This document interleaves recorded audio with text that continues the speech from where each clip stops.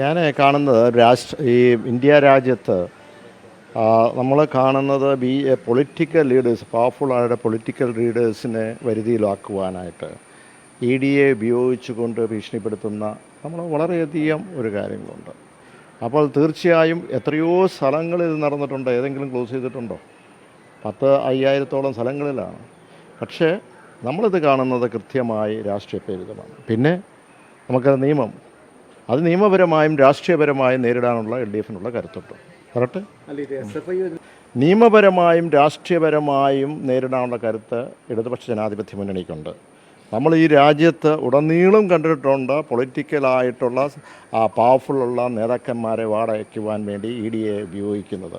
മാത്രമല്ല ഇത്രയും നാളും പറഞ്ഞത് എന്തായിരുന്നു? BJP ആയിട്ട് ഡീലാണ് നമ്പർ 1 എന്ന് പറഞ്ഞു. ഇപ്പോൾ എന്താണ് പറയാനുള്ളത്? ഇപ്പോൾ എന്നാ പറയാനുള്ളത്? ഒന്നുമില്ലല്ലോ.